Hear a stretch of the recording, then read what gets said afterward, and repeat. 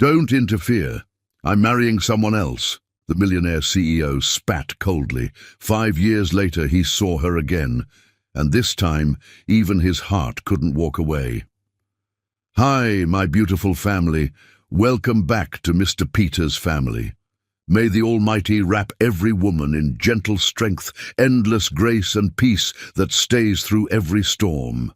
May your tears water the roots of new joy, and your silence bloom into songs of healing and hope. You are the light in dark places, the calm after chaos, and the heart that keeps love alive. May your days be kind, your heart unshaken, and your soul always at rest. My precious family, don't stay silent tonight. Your love keeps this home alive. A like is a whisper of faith. A comment is a spark of unity. This is Mission 1000 likes for every woman who still loves, still believes, still rises. If you carry love in your heart like this video, if your spirit walks in faith, comment, "I'm with Mr. Peter."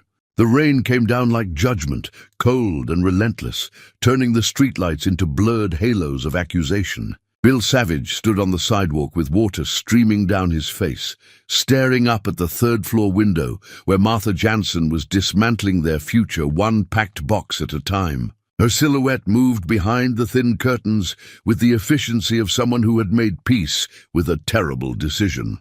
And that efficiency hurt worse than anything she could have said to his face. He wanted her to hesitate, to stop and press her palm against the glass, to give him some sign that leaving was tearing her apart the way it was destroying him. But Martha kept moving, kept packing, kept preparing to walk out of his life as if love alone had ever been enough to build a life on. Bill's leather jacket, the same one he'd worn on their first date when he could barely afford dinner at the diner on 5th Street, was soaked through to his shirt. Back then, he'd been a struggling architect with a portfolio full of dreams and a bank account full of nothing. She'd loved him anyway, loved him with a fierce certainty that made him believe he could build castles out of blueprints and hope. Now he stood in front of her building, with the keys to those castles in his pocket, owner of half the commercial real estate in the city. And none of it mattered, because the only thing he'd ever wanted was disappearing into cardboard boxes 12 feet above his head. The door to her building opened, and Bill's heart seized. But it wasn't Martha. An elderly woman with an umbrella gave him a pitying look before hurrying past, and Bill realized what he must look like, a man drowning on dry land, too stubborn or too broken to come in from the rain. He should go up there. He should take the stairs 2 at a time and tell her she was wrong, that his new world of suits and conference rooms and expectations didn't have to be hers, that they could build something together that belonged to both of them. But he didn't move. His feet stayed planted on the wet concrete, because somewhere in the months since his firm had grown from a small operation to something his family finally approved of. He'd started believing what everyone kept telling him, that Martha, with her second-hand dresses and her job at the community advocacy office and her complete indifference to the social machinery that ran this city, would hold him back from becoming what the Savage name demanded he become. The worst part was that Martha had never asked him to choose. She'd simply handed back the engagement ring he'd given her when they had nothing, the small diamond he'd saved for across 8 months, and told him she wouldn't be the woman who kept him from his destiny. She'd used that word, destiny, as if his last name came with an instruction manual he was obligated to follow. She'd accepted a position abroad, something with an international development agency that would take her to the other side of the world. She was leaving. She was making it easy for him to become who everyone expected, and he was letting her because he was too much of a coward to fight for what he actually wanted. The light in her apartment went out. Bill's breath caught in his throat. This was it then. She was done packing, done with this place, done with him. He waited for the building door to open, for Martha to emerge with her suitcases and her dignity, and force him to finally say something, anything, that might change her mind. But minutes passed and she didn't appear. Maybe she'd seen him standing down here like a ghost, haunting his own life, and decided to spare them both the final conversation. Maybe she was sitting in the darkness of her empty apartment, crying the way he wanted to cry, but couldn't, because savage men didn't break, they built. They accumulated and achieved and conquered, but they didn't stand in the rain, mourning women who were brave enough to walk away. Bill finally moved, turning from the building and walking to his car. A new sedan that still smelled like leather and success and everything he thought he wanted. He sat in the driver's seat without starting the engine, water dripping from his hair onto the pristine interior, and let himself imagine a different version of this night. One where he ran up those stairs and told Martha that destiny was a lie people told themselves when they were too afraid to write their own story. One where he said his last name didn't own him, that the savage empire could burn to the ground before he'd let it cost him her. One where they left together, got on a plane to wherever her new position was taking her, and built a life that belonged to them instead of to his family's expectations.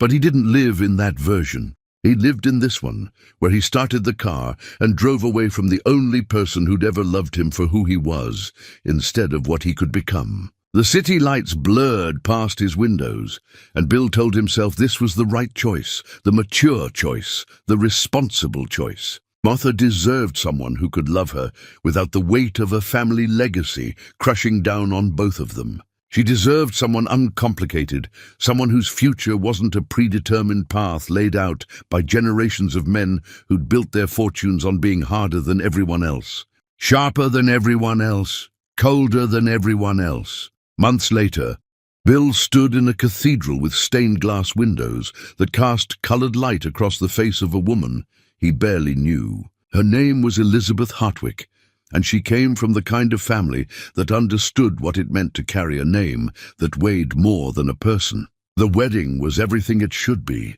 elegant and appropriate and completely empty of anything resembling joy. Elizabeth smiled at him with the practiced grace of someone who'd been trained since childhood to make strategic marriages look like love matches. And Bill said the words he was supposed to say while thinking about a third-floor apartment and a woman who was somewhere on the other side of the world, probably not thinking about him at all. The marriage was exactly what everyone said it should be. Elizabeth knew how to host dinners for his clients, how to navigate the social circles that opened doors Bill needed opened, how to be the perfect wife for a man building an empire. She never asked him if he loved her, which was a mercy because Bill didn't know how to lie that convincingly. They existed in the same house, attended the same functions, presented the same united front, and Bill told himself this was enough. This was what adult love looked like, partnership and compatibility and mutual respect. The fever dream of what he'd felt for Martha, that consuming fire that made him want to burn down his whole life just to keep her warm, that wasn't sustainable. That wasn't how people built lasting futures. Years passed. Elizabeth gave birth to twins, 2 girls they named Cora and Chloe. Bill held them in the hospital and made silent promises he wasn't sure he could keep.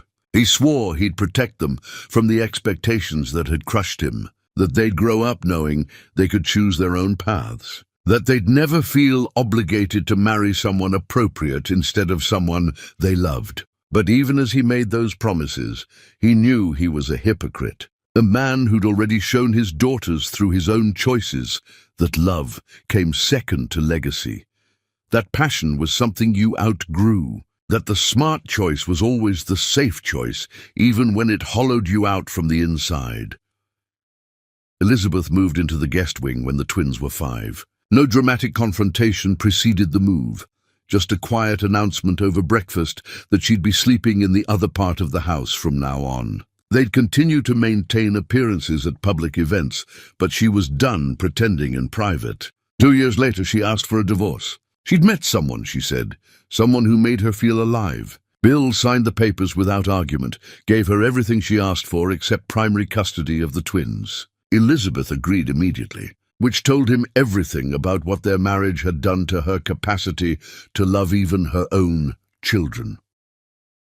Now Bill stood alone in a house that cost more than most people earned in a lifetime, listening to the silence that money couldn't fill. The twins stayed with him during the week, and he tried his best to be present, to be the father they deserved. On nights when the girls were asleep and the house creaked with emptiness, Bill let himself think about Martha. Not the real Martha, wherever she was now, but the ghost of who they'd been together. He wondered if she'd married, if she had children, if she ever thought about the architect who'd let her walk away rather than fight for her.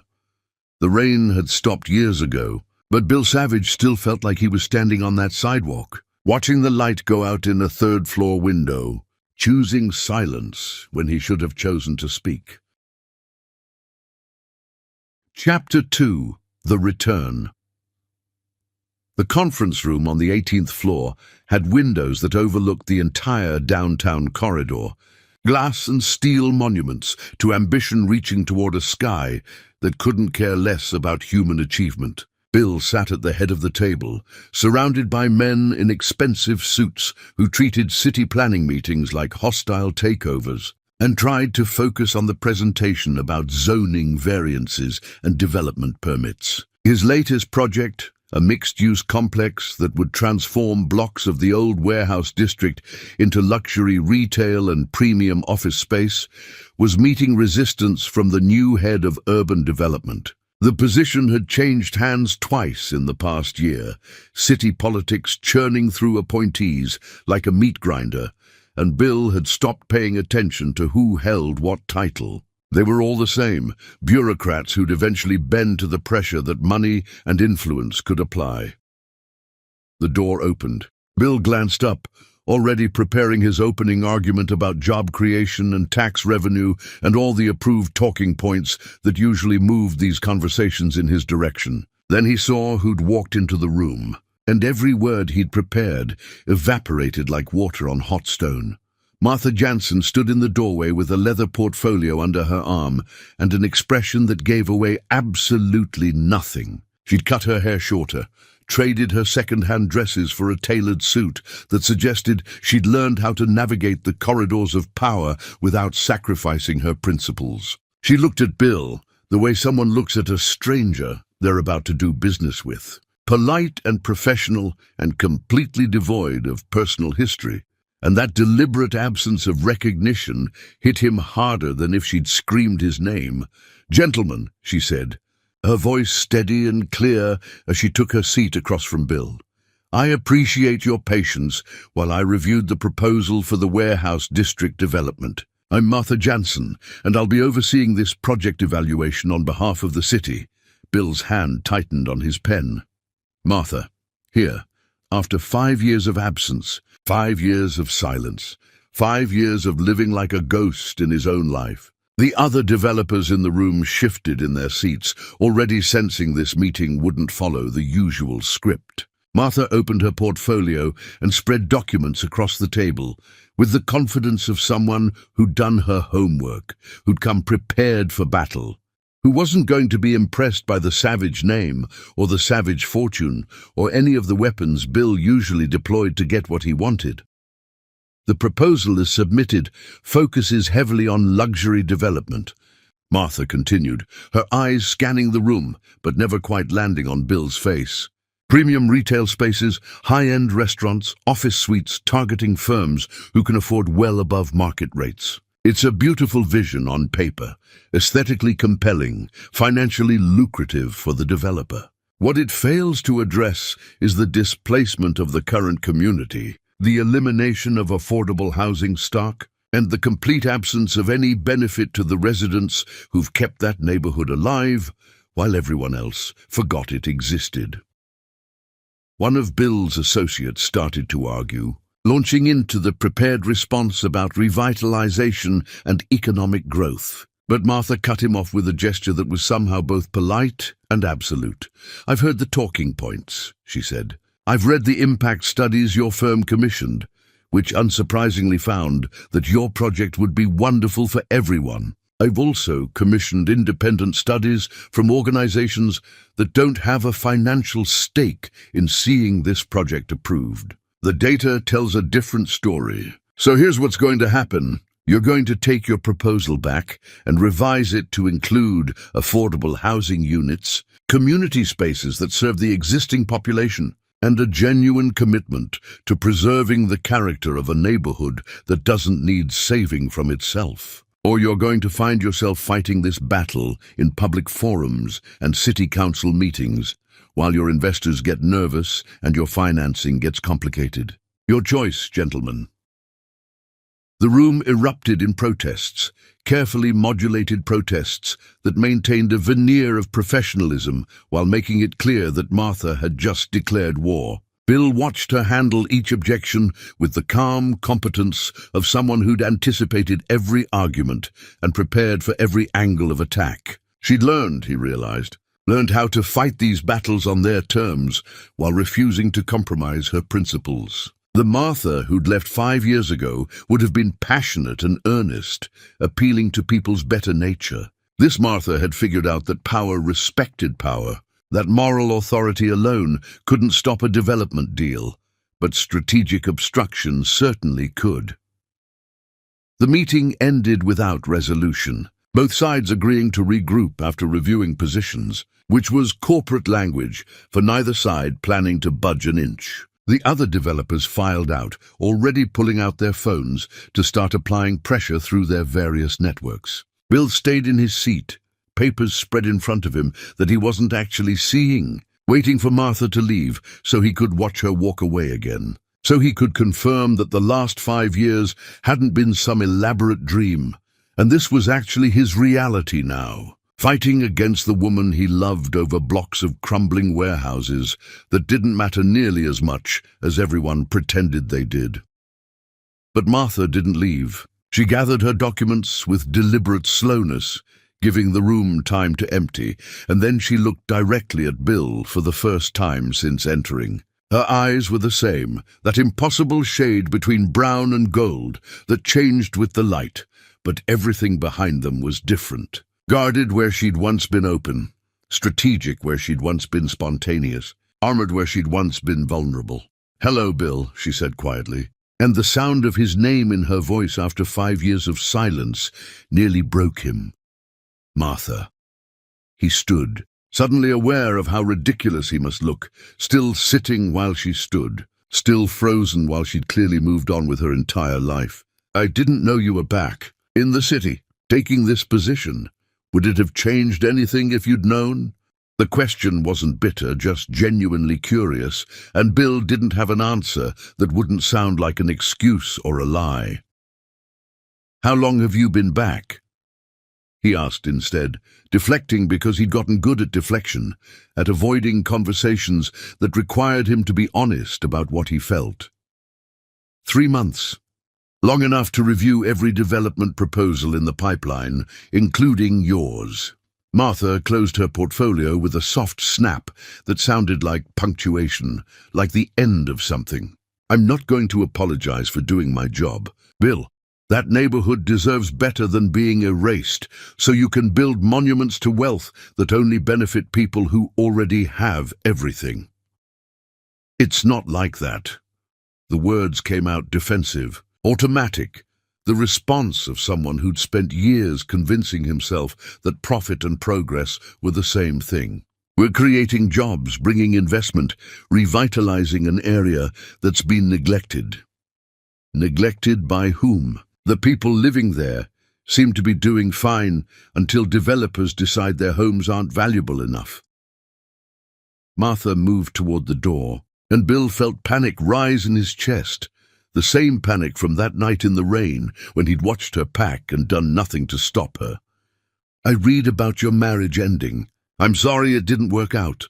The words should have been comforting, an acknowledgement of shared pain, but they felt like a final severance, Martha being kind about something she had no stake in anymore. Bill wanted to tell her that his marriage had been doomed from the beginning, because he'd spent every day of it wishing he was with someone else. That he'd built his empire and lost everything that mattered. That seeing her walk into this conference room had been like being struck by lightning after years of living in numbness. Instead, he said nothing, paralyzed by the same cowardice that had let her leave the first time.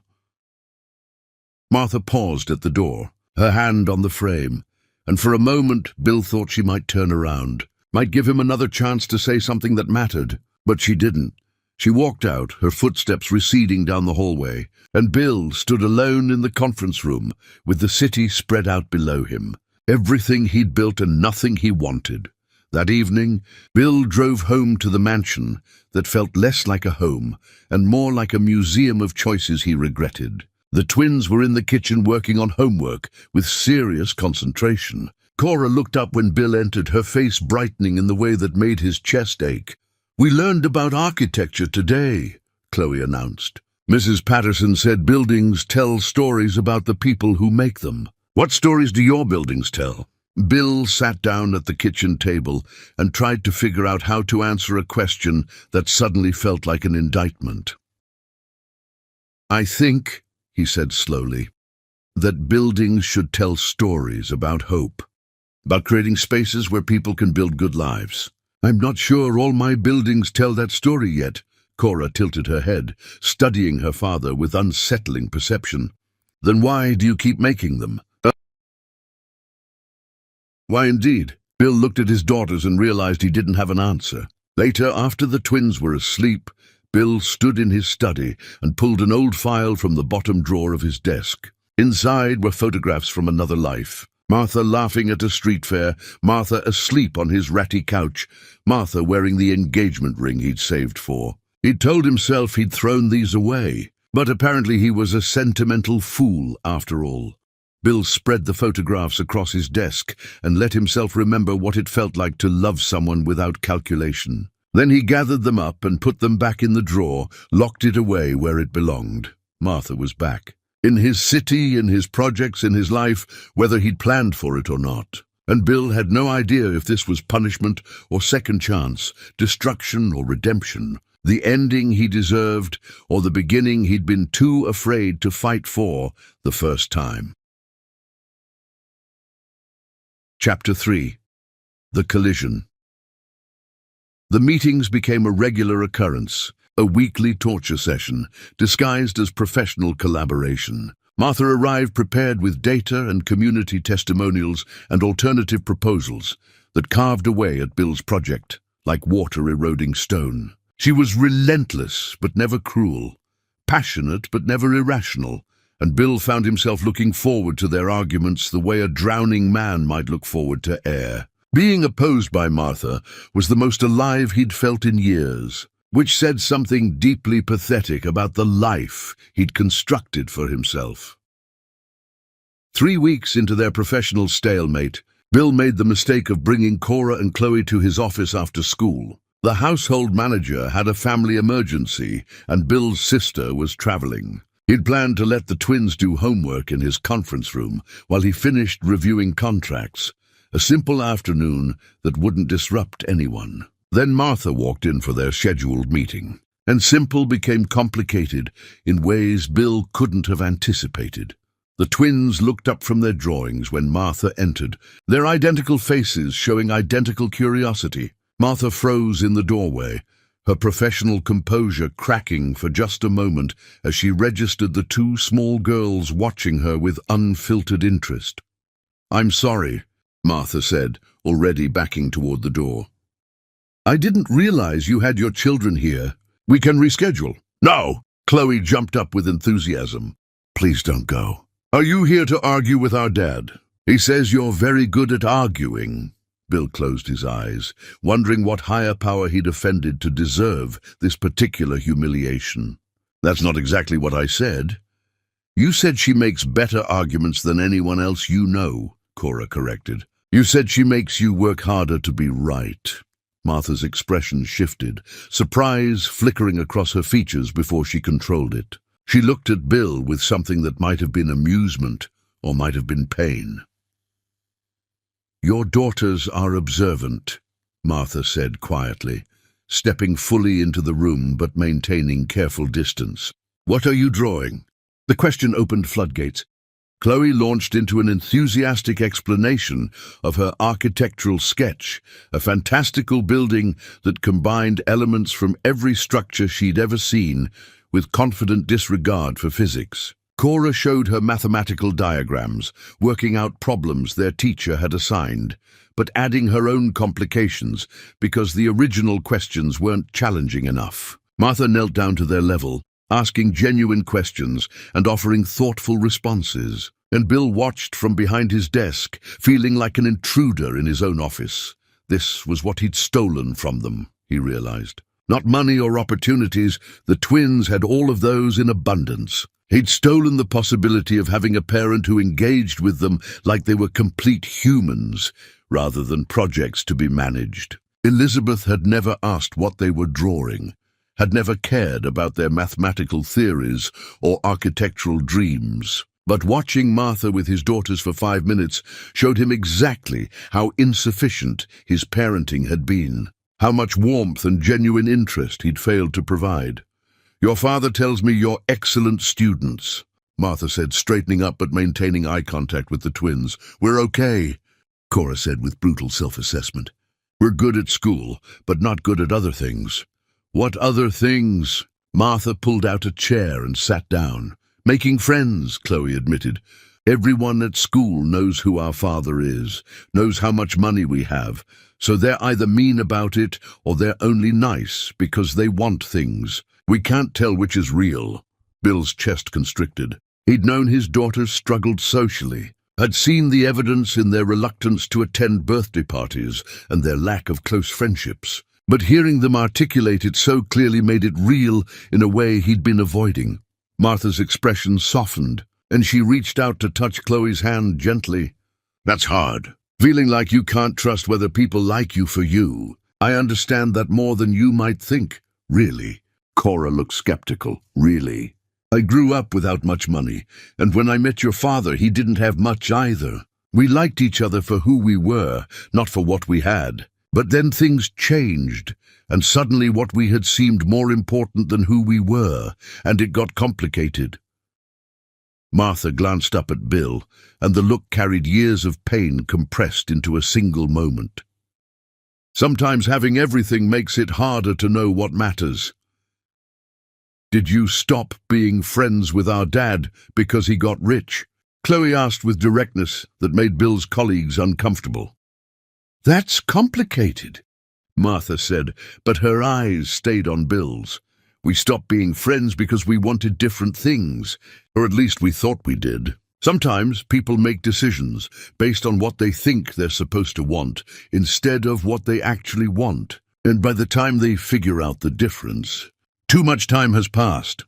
The room fell silent. The twins processing Martha's words with seriousness. Bill processing the realization that Martha wasn't just talking to his daughters. She was talking to him through his daughters. Saying things she couldn't say directly. "I should let you get back to your meeting," Bill said, standing up. "Girls, finish your homework. We'll leave in an hour." But Chloe wasn't ready to let Martha go. "Will you come back? To visit us, not just to argue with Dad." Martha looked at Bill, asking permission with her eyes, and he nodded even though every instinct told him this was dangerous. She smiled at the twins, and Bill saw the woman he'd loved 5 years ago in that smile. "I'd like that," Martha said, "if your father thinks it's okay." The meeting that followed was the most civil they'd managed, probably because both of them were too aware of the 2 small humans in the next room. They found compromises on minor points, agreed to review alternatives on major ones, and managed to end the session without anyone threatening legal action. Bill walked Martha to the elevator, needing a moment away from those 2 perceptive eyes. "They're wonderful," Martha said as they waited. "You've done well with them, despite everything." "I've done terribly with them," Bill corrected. "They're wonderful in spite of me, not because of me. They're growing up thinking money is a burden instead of a blessing, thinking relationships are transactional, thinking they have to be perfect to deserve love. I'm raising them the way I was raised, and it's destroying them the same way it destroyed me." The elevator arrived, doors opening with a soft chime, but Martha didn't step inside. She turned to face him fully. "Then change it," she said simply. "You have that power. You're their father. Show them something different." "I don't know how," Bill admitted. "I don't know how to be different than what I am." "Yes, you do. You were different once, with me. Before you decided being Bill Savage meant more than being Bill. Martha stepped into the elevator, and the doors started to close, but she held them open for one more moment. Your daughters ask questions about buildings telling stories. What story are you telling them about what matters? The doors closed before Bill could answer. He went back to his office, where Cora and Chloe were packing up their homework, both girls wearing expressions that suggested they'd been discussing something serious. We like her, Cora announced. We like that she doesn't talk to us like we're stupid just because we're kids. We like that she makes you different, Chloe added. When she's around, you smile more. You look less tired. Bill ushered them toward the elevator, unsettled by how visible his emotions apparently were. In the car, Chloe asked if Martha would really come visit them, and Bill said he didn't know that Martha was very busy with important work. But privately, he hoped she would, hoped she'd follow through on the promise she'd made to two little girls who desperately needed examples of what genuine connection looked like. That night, Bill received a text from his ex-wife. They needed to talk about custody arrangements. Her fiancé wanted to be more involved in the girls' lives, wanted them to spend more time at his house, wanted to blend their families properly. Bill stared at the message and felt something cold settle in his chest. Elizabeth had checked out of their children's lives, barely maintaining minimal visitation. And now she wanted to renegotiate because her new relationship required the appearance of maternal involvement. Bill typed and deleted 3 responses before finally agreeing to meet. He wouldn't lose his daughters to Elizabeth's sudden need to play house. Cora and Chloe deserved stability, deserved to stay in the one home that had been consistent, even if that home was run by a father who didn't know what he was doing most of the time. As Bill lay in bed that night, he thought about Martha's question. What story was he telling his daughters? That success meant loneliness? That love was something you sacrificed for advancement? He'd spent years building an empire, and his daughters were growing up in its shadow, learning all the wrong lessons. Martha had walked back into his world and immediately exposed every crack in the foundation he'd built. And now his ex-wife wanted to take his daughters away, and Bill didn't know if he could fight back without becoming the ruthless version of himself he was trying to escape. Chapter 4. The Proposal. The revised development proposal sat on Bill's desk like an accusation. 200 pages of concessions and compromises that would have been unthinkable weeks ago. His project manager had walked into his office, dropped the document with barely concealed disgust, and informed Bill that implementing these changes would cut their profit margin significantly. The board would revolt. His investors would demand explanations. His father would call this capitulation weakness, the beginning of the end of everything the Savage name represented. Bill opened the proposal and read through Martha's revisions. Affordable housing units integrated throughout the development instead of segregated to the least desirable locations. Community spaces that served existing residents rather than just attracting new money. Green spaces and public areas that prioritized people over commerce. Local support programs to help current shop owners transition rather than being displaced. It was everything Martha had been demanding, everything his team had been resisting, everything that made sense if you believed development should serve communities instead of just extracting wealth from them. He picked up his phone and called an emergency board meeting for that afternoon. No preparation, no warning, no carefully crafted presentation to soften what he was about to propose. If he gave himself time to think about this rationally, he'd talk himself out of it, would find reasons why profit mattered more than doing something right for once in his calculated life. The boardroom filled with men who looked like variations of Bill's father, successful and sharp-edged and fundamentally uninterested in anything that didn't increase returns. Bill distributed copies of the revised proposal and watched their expressions shift from confusion to anger as they processed what they were reading. "This is a joke," his father said, not bothering with preamble. Tell me this is a negotiating tactic, something to make the city official feel heard before we implement the real plan. This is the real plan, Bill said, keeping his voice level even though his heart was hammering. We're accepting the city's recommendations and moving forward with a mixed-use development that serves the community already there instead of erasing it. The room erupted. Questions about profit margins and investor expectations and competitive positioning, all the language of business that Bill had been fluent in for so long, it had become his primary way of understanding the world. He let them vent, let them express their outrage and disbelief, and then he did something he'd never done in a board meeting before. He told them the truth. I don't care about the profit margin, Bill said quietly, and the room went silent. I don't care if we make less on this project. I don't care if investors get nervous or if this makes us look weak to competitors. What I care about is that we're destroying a neighborhood so we can build monuments to wealth that benefit no one except people who already have everything. What I care about is that my daughters ask me what stories my buildings tell, and I realize the story I've been telling is that money matters more than people, that success is worth any cost, that the savage name is more important than actually being decent human beings. His father stood up, face flushed with anger. You're throwing away everything we've built because you've gotten sentimental. This is about that woman, isn't it? The city official who has you wrapped around her finger? Her name is Martha, Bill said, meeting his father's glare without flinching. And yes, this is partly about her.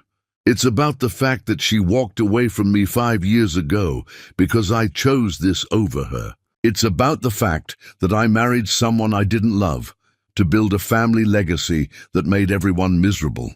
It's about the fact that I'm raising daughters in an empire that's teaching them all the wrong lessons about what makes a life worth living. So yes, I'm changing the plan, and if you don't like it, you're welcome to vote me out. The silence that followed was absolute. Bill had just challenged the board to remove him, something that was technically possible but practically complicated. His father sat back down slowly, studying Bill like he was seeing someone unfamiliar. You're serious about this, his father said finally, completely serious. We're moving forward with the revised plan, or I'm walking away from this project entirely. Those are the options. The vote was close, closer than Bill expected, but it passed. 3 board members submitted their resignations before the meeting ended, and Bill accepted them without trying to change their minds. He knew more would follow, knew he'd just put a crack in the foundation of his professional reputation that might never fully heal. But sitting in that boardroom, watching men prioritize profit over people, Bill felt something he hadn't felt in 5 years. He felt like himself again.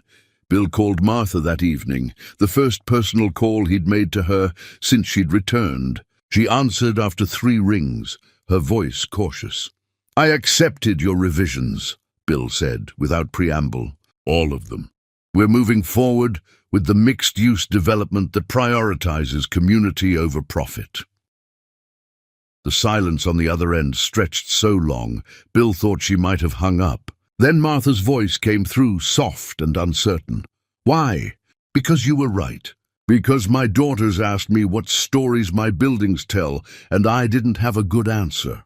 Because I'm tired of building an empire that destroys everything that actually matters. Bill leaned back in his office chair. Because I let you walk away 5 years ago when I should have fought for you. And I've been making wrong choices ever since. And maybe it's too late to fix that, but at least I can stop making the same mistakes. Bill, Martha said, and he could hear tears in her voice. This is going to cost you. I know. 3 board members already resigned. My father thinks I've lost my mind. My investors are probably drafting strongly worded letters.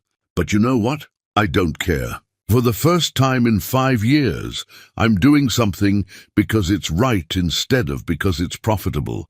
And it feels better than any quarterly report ever has.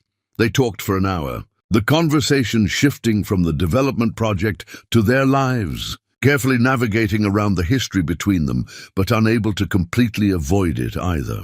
Martha told him about her years abroad, working with communities fighting displacement. Bill told her about his marriage falling apart, about his daughters growing up isolated by wealth, about the slow realization that he'd built a life that looked successful but felt empty. When they finally ended the call, Bill sat in the darkness of his office and let himself feel hope for the first time in years. Maybe this was the beginning of becoming someone different, someone his daughters could learn from instead of someone they had to overcome. The next morning, Bill woke to his phone exploding with messages. The business press had somehow gotten word of his decision, and speculation was rampant. Some articles framed it as savvy political maneuvering, others as weakness and capitulation. Bill's father left a voicemail demanding an immediate family meeting. His investors wanted conference calls to discuss strategy. Bill ignored all of it. Instead, he made breakfast for Cora and Chloe, actually standing in the kitchen and cooking eggs and toast. The twins appeared in their pajamas, shocked to find their father wielding a spatula. "What happened?" Cora asked suspiciously. "Did someone die?" "Why would you assume someone died?" Bill flipped an egg. "Because you never cook." "Something must be wrong." Chloe climbed onto a stool at the kitchen island. Bill plated the eggs and toast, slightly burned but edible, and sat down with his daughters. "Nothing's wrong. Actually, things are more right than they've been in a long time. I made some decisions yesterday about work, about how I want to do things differently. I wanted to celebrate by doing something different at home, too." "What kind of decisions?" Cora asked. "I decided to build something that helps people instead of just making money. I decided to work with someone instead of fighting against her. I decided to stop caring so much about what other people think I should do and start caring more about what I think is right." Bill looked at his daughters. "I want you two to know that success isn't just about how much money you make or how important your job is. It's about whether you're proud of what you're building, whether you're treating people well, whether you're living in a way that matches your values." Chloe considered this while chewing her toast.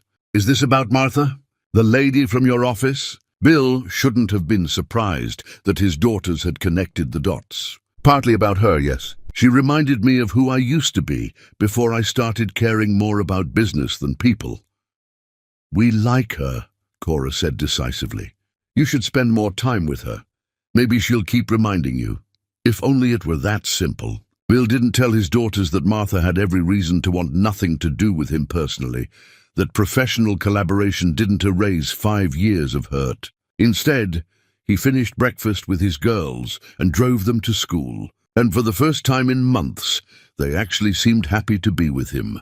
The professional collaboration that followed was different than before. Bill and Martha met regularly to coordinate the revised development, and the antagonism that had characterized their earlier meetings shifted into something more complicated. They were working toward the same goal now, but the ease that should have accompanied alignment never quite materialized.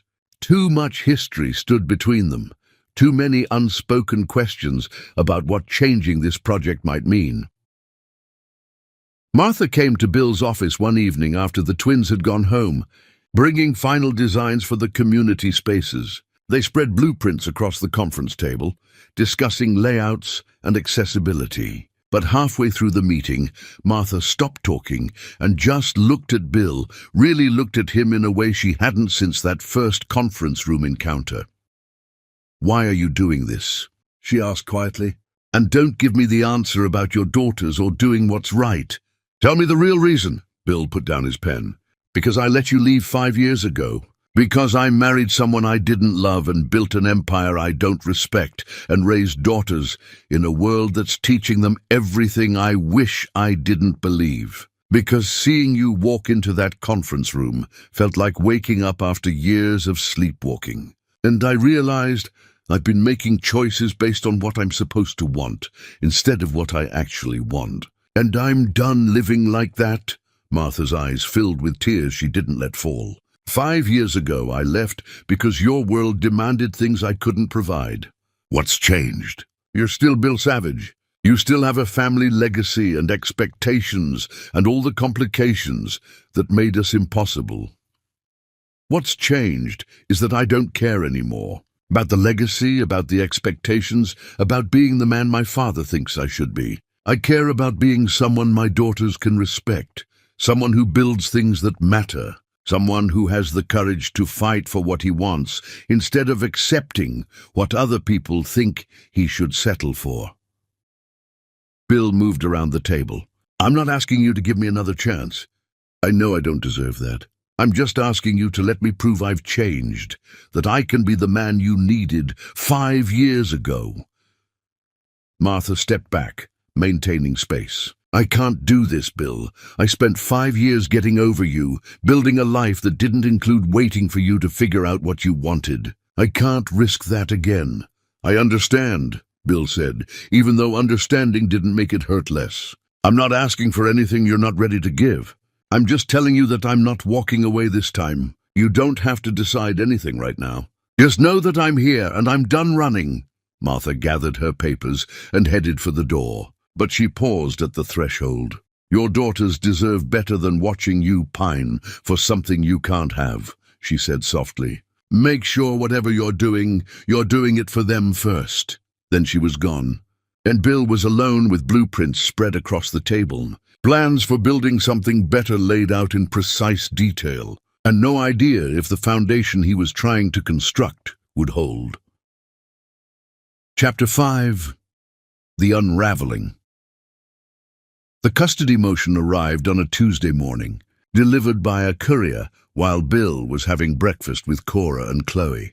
The envelope looked official and ominous, and Bill knew what it contained before he opened it.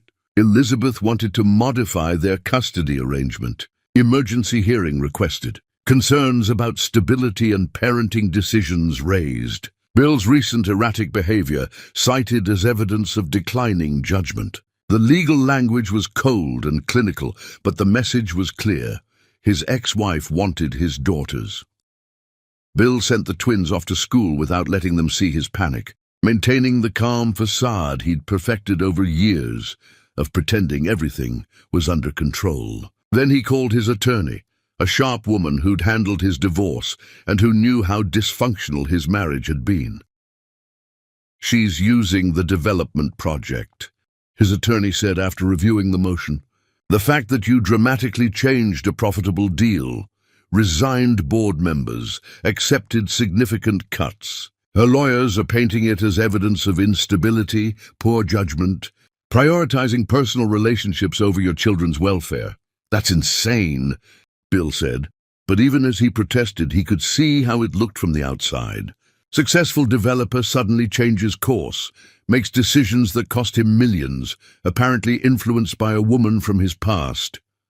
She's also citing your relationship with Martha Jansen. There are photos of you two meeting, having dinner to discuss the project. Her lawyers are suggesting it's inappropriate, that you're exposing your daughters to an unstable romantic situation. We're working together professionally. That's all. Bill heard the defensiveness in his own voice. I believe you, his attorney said, but we need to prepare for them making this look as bad as possible. The hearing is scheduled for 3 weeks from now. Until then, you need to be beyond reproach. No dramatic decisions, no public changes, no giving them ammunition. Bill hung up, feeling like the walls were closing in. He'd finally started becoming someone he could respect, and now that transformation was being used as evidence against him. Every choice he made would be scrutinized for signs of instability. He called Martha, needing to warn her that their professional relationship was being weaponized. She answered immediately, her voice warm until he explained the situation, then going cold and professional. I should step back from the project, Martha said. If my involvement is hurting your custody case, I'll hand it off to my deputy. No, Bill said firmly. Stepping back now makes it look like there's something inappropriate to hide. We keep working together, keep it completely professional, and prove that I'm making good decisions for good reasons. Bill, if this costs you your daughters, it won't. I won't let it. But Bill didn't feel as confident as he sounded. Elizabeth had checked out of their children's lives, but she had the advantage of looking stable. She had a new relationship, a new family structure, a conventional life that fit judicial expectations. The twins sensed something was wrong immediately. Children always knew when adults were lying about things being fine. Cora asked directly if something was wrong, and Bill tried to explain without scaring them. "Your mother wants you to spend more time at her house with her fiancé. There's going to be a hearing where a judge decides what's best for you two." "We don't want to live with Mom more," Chloe said immediately. "She's nice, but she doesn't really know us. We want to stay here with you."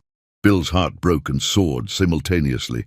"That's not really your decision, sweetheart. The judge will decide what he thinks is best.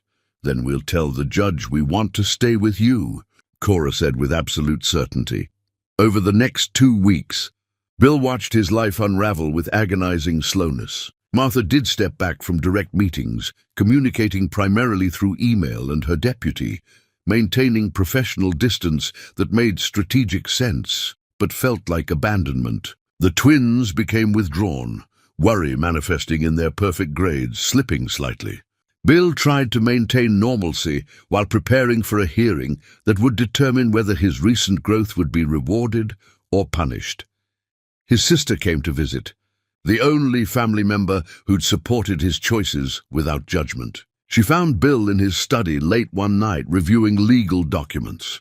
"You look terrible," she said, pouring herself a drink from his bar. "When did you last sleep?"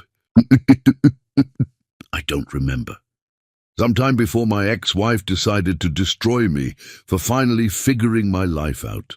She sat across from him. "You know what I see? I see someone who's finally fighting for something instead of just accepting what everyone expects. It's about time. It's costing me my daughters," Bill said. "I tried to do something right for once, and now Elizabeth is using it to take them away." "Is that what this is really about?" His sister leaned forward. "Or is this about the fact that you're terrified of making the same mistakes again, so you're preparing to give up before you even fight?" Bill looked up sharply. "What's that supposed to mean?" "It means you have a pattern, Bill. You sacrifice what you want for what everyone else thinks you should want, and then you resent it and destroy yourself trying to live with choices you never actually agreed to. You did it with Martha 5 years ago. You did it with your marriage. You've done it with your entire career. And now you're about to do it again with your daughters, convincing yourself you're protecting them when really you're just running away from the possibility of losing." "I'm not running," Bill protested. But his sister's words hit too close to uncomfortable truth. "The one that's honest," his sister said. "The one that shows your daughters that fighting for what matters is worth the risk. You know what they're learning right now, watching you prepare to lose. They're learning that you give up when things get hard. They're learning that love and authenticity aren't worth fighting for." Bill slumped in his chair. "I don't know how to do this differently. I don't know how to fight for them without risking losing them." "Yes, you do. You fight by showing the judge who you actually are now, not who you were or who Elizabeth's lawyers want to paint you as. You fight by being honest about why you made the choices you made. You fight by trusting that truth matters more than appearances." His sister stood up. "And maybe you fight by letting Martha stand beside you instead of protecting her by pushing her away. Your daughters are watching how you handle this, Bill. What lesson do you want to teach them?" After she left, Bill sat in the darkness and thought about patterns, about choices, about all the ways he'd spent his life running from anything that required him to be vulnerable or brave. His sister was right. He'd been preparing to lose his daughters the same way he'd prepared to lose Martha, convinced that protecting himself from pain was more important than fighting for what mattered. The next morning, Bill called his attorney and told her he wanted to be completely honest in the hearing. No careful presentations or strategic omissions. He wanted to tell the truth about his marriage, his choices, his recent changes, and why they made him a better father. She tried to caution him, but Bill was done with strategy. He also called Martha, asking to meet in person. She agreed to coffee and showed up looking guarded but curious. Bill told her about his sister's visit, about the pattern of giving up before fighting. "I'm not asking you to get involved in my custody hearing," Bill said. "But I am asking you to stop pretending we're just professional colleagues. We were in love once. We might still be, under all the complications and history. And I'm tired of running from that because it might be hard or messy or complicated." Martha stirred her coffee, not meeting his eyes. "What are you asking for?" I'm asking for you to let me try. "To be present with my daughters, to show them what it looks like when someone fights for connection instead of accepting isolation. To stop stepping back every time things get difficult." Bill reached across the table. "I let you walk away 5 years ago because I was afraid of choosing you over everyone else's expectations. I'm not making that mistake again." Martha's eyes filled with tears, and she finally looked at him directly. "This is going to hurt, Bill. Even if you win custody, even if we try and it works, there's going to be pain and complications." "I know.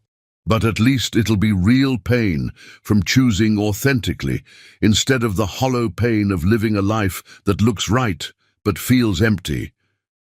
Bill pulled his hand back. "You don't have to decide anything now. Just think about whether you're staying away because you don't want this or because you're afraid of wanting it." They parted without resolution, but something had shifted. Bill had stopped hiding behind careful distance, had admitted what he wanted, even though wanting it was dangerous.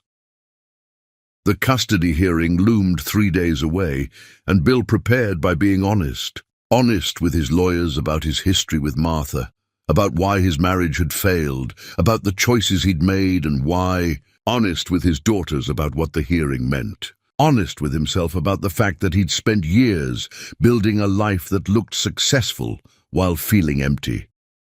For the first time in 5 years, Bill Savage walked towards something difficult without already planning his retreat. It terrified him, but it also made him feel more alive than he'd felt since watching Martha pack boxes while he stood in the rain, too afraid to fight.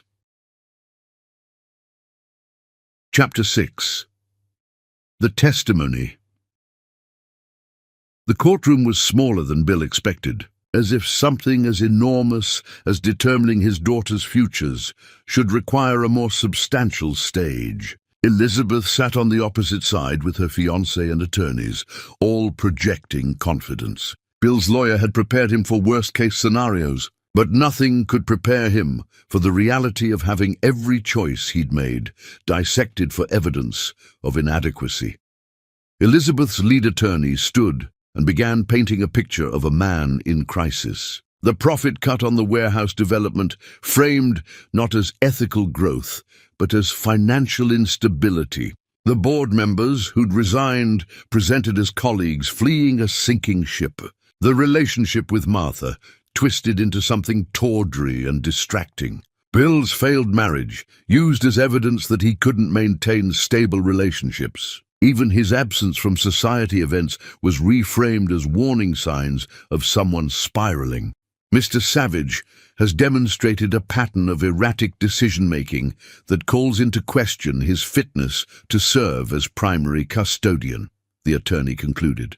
His recent choices show a man prioritizing personal desires over his children's stability, making impulsive changes that affect their financial security, and exposing them to romantic instability. My client simply wants these children to spend more time in a stable home environment, with clear values and consistent parenting.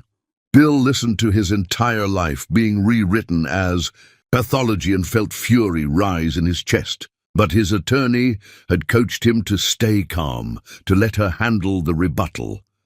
His attorney stood and systematically dismantled each argument. The development project represented ethical evolution, not instability, as evidenced by positive community response. The board members who resigned were those opposed to socially responsible development. The relationship with Martha was professional collaboration with a city official, and even if it developed into something more, there was nothing inappropriate about a divorced man pursuing a relationship. Mr. Savage's ex-wife claims she wants what's best for the children, his attorney said, voice sharp with controlled anger. But the custody arrangement has been in place for 2 years, during which time she has consistently exercised minimal visitation. The girls are thriving in their father's care, maintaining excellent grades, developing genuine friendships, and showing all markers of stable adjustment. The only thing that changed is that Mr. Savage became happier, more present, and more authentic in his parenting. The back and forth continued through the morning, each side presenting evidence and witnesses. Bill's household manager testified about his involvement with the girls, their happiness and well-being. Elizabeth's fiancé testified about the structured family environment he could provide. Expert witnesses debated psychological impacts with clinical detachment. Then, the judge called a recess and asked to see the twins in his chambers, privately without attorneys or parents present. Bill's stomach dropped. The fact that the judge wanted to hear from them directly meant either this decision was closer than Bill hoped, or the proceedings had raised concerns that required direct assessment. Cora and Chloe followed the bailiff out with serious expressions, both wearing the matching dresses Bill had let them choose. They glanced back at their father, and Bill tried to communicate confidence he didn't feel. Whatever happened in that chamber would shape the rest of their childhoods, and Bill had no control over it. The recess lasted 45 minutes that felt like 45 years. Bill sat in the hallway with his attorney, neither of them speaking because there was nothing to say. Elizabeth stood across the corridor with her legal team, and occasionally their eyes would meet. When the judge reconvened court, his expression was carefully neutral, revealing nothing about what the twins had told him. He announced that he needed additional time to review the case thoroughly, ordering a 2-week recess for further evaluation. During this period, the current custody arrangement would continue unchanged, but with specific stipulations. Bill was not to make any major life changes, not to introduce new people into his daughter's routine, not to alter their living situation. The order was meant to maintain stability, but it felt like a cage. What did they tell him? Bill asked his attorney as they left the courthouse. We won't know until the final ruling. Judges keep children's testimony confidential to protect them from parental pressure or retaliation. She gathered her papers. The 2-week evaluation period could go either way. He's either giving himself time to think through a difficult decision, or he's investigating concerns. Either way, you need to be absolutely beyond reproach. Beyond reproach meant no contact with Martha beyond bare minimum professional coordination. It meant maintaining perfect routines with the twins, perfect attendance at their school functions, perfect evidence of stability. It meant putting his entire life on hold while someone else decided if he deserved to keep being a father. Bill went home and tried to act normal for Cora and Chloe, but they saw through him immediately. The judge was nice, Chloe offered as they sat down for dinner. He asked us questions about school and our friends and what we like to do. Did he ask about me and your mom? Bill tried to keep his voice casual. He asked if we were happy, Cora said carefully. He asked if we felt safe, and if anyone treated us badly, and if we wanted anything to be different about our lives. What did you tell him? Bill couldn't help asking, even though he knew he shouldn't. The twins exchanged a glance. Chloe spoke first. We told him the truth, that Mom is nice but busy with her new family, that we want her to be happy, but we don't want to live somewhere we don't feel like we belong, that you've been different lately, better, more like the dad we need, instead of the dad who was always tired and distracted. She paused. We told him about Martha. Bill's heart stopped. What about Martha? That she makes you smile the way people smile in movies. That she asks us real questions and listens to whole answers. That she doesn't feel like a stranger trying to fit into our family. She feels like someone who already belongs, without even trying. Cora met her father's eyes. Was that wrong? Did we mess things up for you? Bill got up and pulled both girls into a hug, holding them tightly, while trying not to let them hear the emotion in his voice. You didn't mess anything up. You told the truth, and that's always the right thing to do. but privately, Bill worried about impact. The judge had ordered him not to introduce new people into their lives, but the twins had just testified that Martha already felt like part of their family. Would that help or hurt? The 2-week waiting period was torture. Bill maintained perfect routines, attended every school event, documented every interaction. He barely slept, anxiety chewing through his nights. Martha called once to check on him, and Bill kept the conversation brief. Not because he wanted distance, but because he couldn't afford to give Elizabeth's attorneys ammunition. His sister visited again, finding Bill surrounded by legal documents and worst-case planning. "You're spiraling," she observed. "You've convinced yourself you're going to lose." "I might lose," Bill said flatly. "Elizabeth has stability and conventional family structure. I have recent major life changes and a complicated relationship, the one that's honest." His sister leaned forward. "Bill, you've spent your entire life being what other people expected. Where did any of that get you? A failed marriage, miserable children, an empire you don't respect. The moment you started being authentic, your life got better. Your daughters got happier. And now I might lose them for it," Bill said bitterly. "Or you might keep them and teach them that authenticity matters more than appearances, that fighting for what's right is worth the risk." She stood up. "Whatever the judge decides, at least you'll know you were honest. That's worth something, Bill. Maybe it's worth everything." After she left, Bill sat alone with her words and slowly let himself believe them. Maybe teaching Cora and Chloe that authentic living was worth the risk mattered more than guaranteeing a specific outcome. The night before the hearing reconvened, Bill sat down with the twins and had the most honest conversation of his life. "Whatever the judge decides tomorrow," he told them, "I want you to know that I'm proud of you. Proud of how brave you've been, how honest you were with him, how you're handling something scary with more grace than most adults could manage." "Are you scared?" Chloe asked, climbing into his lap. "Terrified," Bill admitted. "But I'm also grateful, because this whole situation forced me to figure out what matters most. And the answer is you two. Not my business or my reputation or what my family thinks of me. You two are the only thing that matters. We want to stay with you," Cora said fiercely. "We told the judge that. We told him you're the best dad, and we don't want to live somewhere else." Bill held his daughters close and let himself cry for the first time since this nightmare began. Not from fear, but from overwhelming love for these two small humans who'd somehow turned out better than he had any right to expect. That night, Bill barely slept. He lay awake thinking about patterns, about choices, about all the moments when he'd chosen safety over truth and regretted it. Tomorrow, a judge would decide if his recent growth was evidence of instability or evolution. Bill couldn't control that outcome. All he could control was his own testimony, his own truth, his own commitment to being someone his daughters could learn from. At dawn, Bill got up and wrote letters to Cora and Chloe, letters they'd only read if he lost custody tomorrow, letters that tried to explain why he'd made the choices he'd made. He sealed the letters and hid them away, hoping they'd never need to be read. Then Bill Savage got dressed, woke his daughters, and prepared to walk into a courtroom and fight for the thing that mattered most, whatever the cost might be. Chapter 7. The Crisis.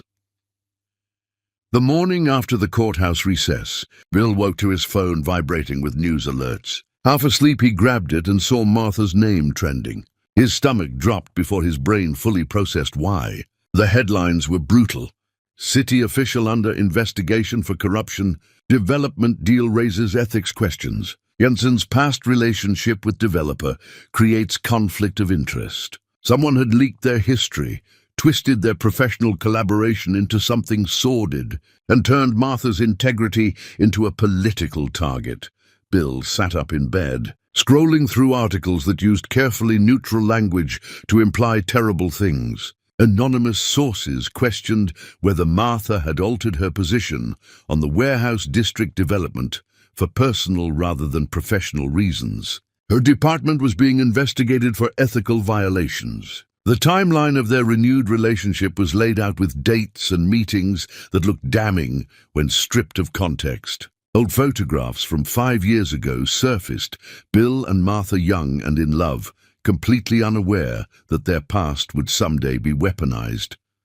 The court order echoed in Bill's head. He was not allowed to make any major life changes, not allowed to introduce complications into his daughter's routine. Contacting Martha now, defending her publicly, doing anything that drew attention to their relationship, would give Elizabeth's attorneys exactly the ammunition they needed. But watching Martha get destroyed by an investigation that only existed because of her connection to him felt like betrayal worse than anything he'd done 5 years ago. Bill got out of bed and paced his bedroom while his mind raced through options. He couldn't contact Martha directly.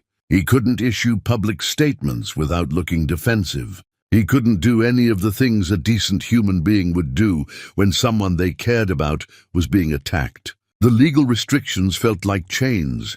Then he remembered something his attorney had said. The court order restricted his personal behavior, his direct involvement with his daughter's routine. It said nothing about what he could say to his own business associates, his own board members, his own network of contacts who wielded influence in this city's power structures.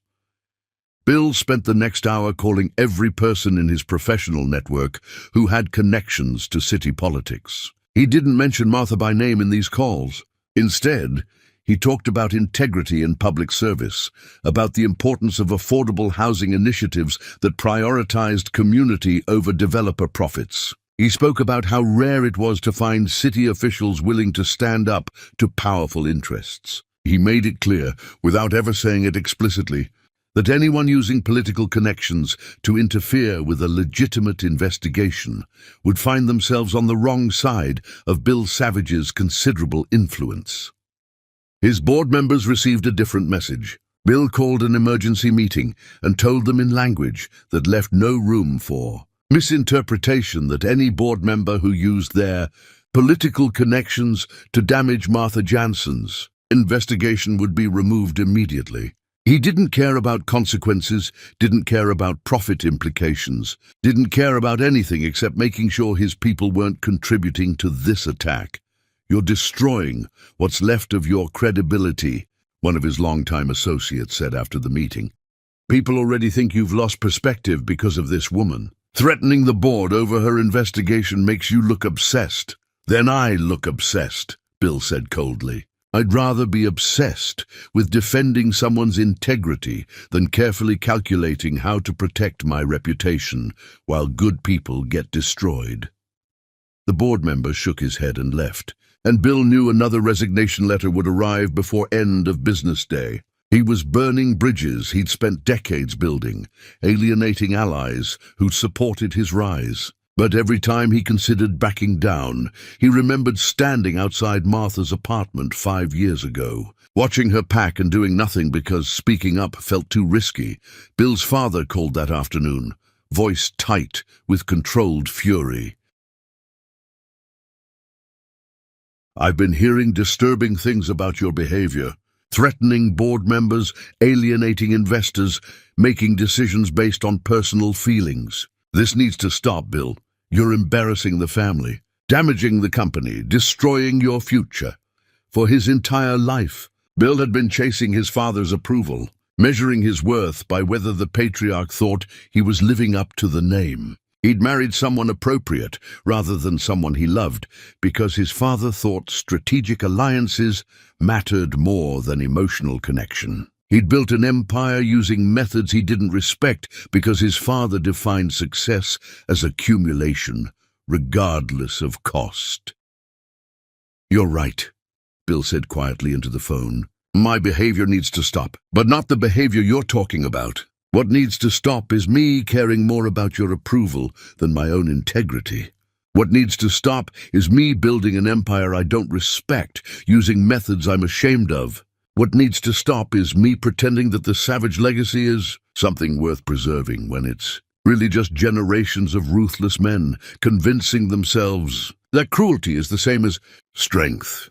His father's silence was absolute. Bill pressed on, The savage empire was built on being harder than everyone else, sharper than everyone else, more willing to crush people who got in the way. You taught me that success meant never backing down, never compromising, never letting sentiment interfere with profit.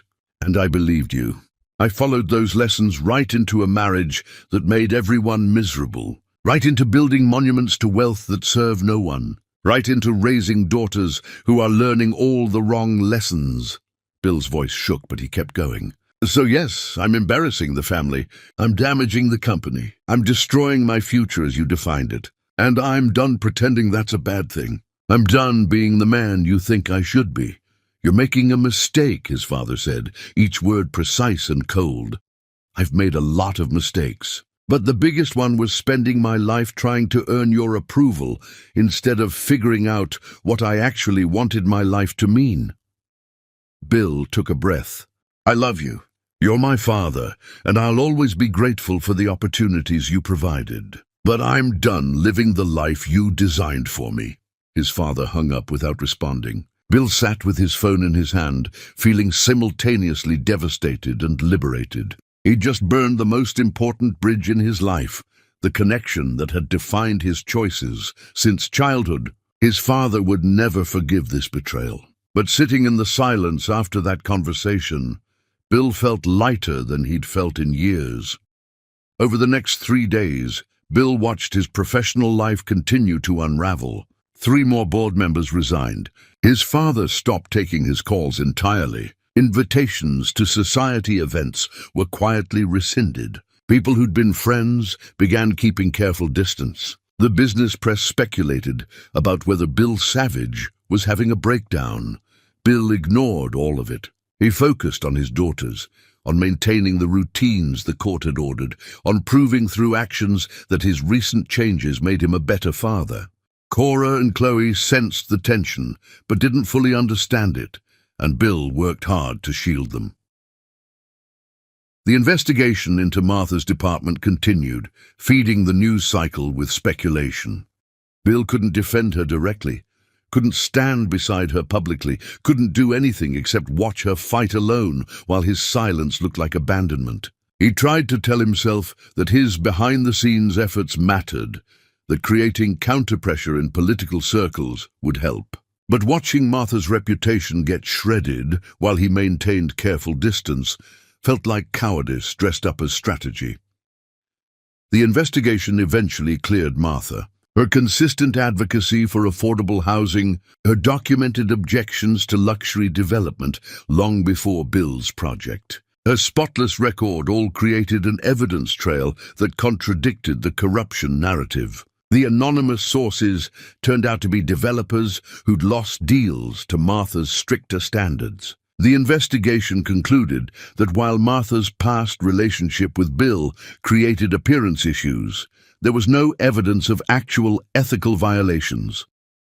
But clearing her name didn't erase the damage. The speculation had been public and loud. The exoneration was official and quiet. People remembered the scandal more than the resolution. Bill saw her for the first time since the investigation began outside a municipal building on a gray afternoon. She was walking to her car, shoulders carrying exhaustion like physical weight, and Bill was leaving a meeting with contractors. They were 50 feet apart, too far for conversation but close enough to make eye contact. Bill wanted to run to her, wanted to apologize for not defending her publicly, wanted to explain the court order and custody restrictions. But the 2-week evaluation period still had 1 week remaining, and approaching Martha now could be used against him. So he just stood there, and when Martha noticed him, neither of them moved. They looked at each other across 50 feet of asphalt, 2 people who kept finding each other in wreckage. Martha's expression was unreadable, some combination of hurt and understanding and exhaustion. He raised one hand slightly, a gesture that could have meant anything, and Martha nodded once before getting into her car and driving away. Bill stood in that parking lot long after she left, understanding something fundamental about what loving Martha Jansen meant.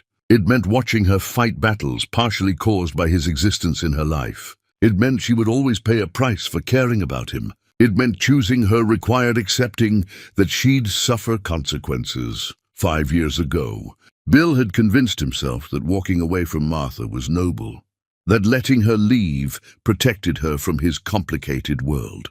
But standing in that parking lot, Bill realized his noble sacrifice had been another form of cowardice. He'd protected himself from risk by framing abandonment as love. The truly brave choice would have been fighting for her 5 years ago, accepting that she'd face challenges being with him, trusting her to decide if he was worth those challenges rather than making that choice for her.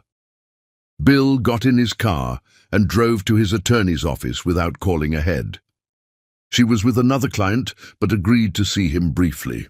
"I want to call Martha as a character witness in the custody hearing," Bill said as soon as her office door closed.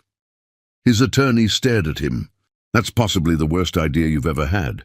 Opposing counsel will eviscerate you for bringing her into this, especially right after her investigation. It'll look exactly like what Elizabeth's lawyers have been saying, or it'll look like I'm being honest about who matters in my life and trusting the judge to see that having someone like Martha around makes me a better parent, not worse." Bill leaned forward. "I'm done hiding, done pretending that caring about someone is a weakness. Martha is important to me. My daughters care about her. If that costs me custody, at least I'll know I was honest instead of strategic." His attorney was quiet for a long moment. "This could backfire spectacularly, I know, but it's the truth. And I'd rather lose honestly than win by hiding who I actually am." She shook her head, but pulled out her legal pad. "If we're doing this, we need to prepare her testimony carefully. And Bill, you need to understand that this decision means you're all in. No more protecting yourself by keeping distance. You're committing to fighting for this publicly regardless of cost." "I understand," Bill said. And for the first time in years, he felt like he actually did understand.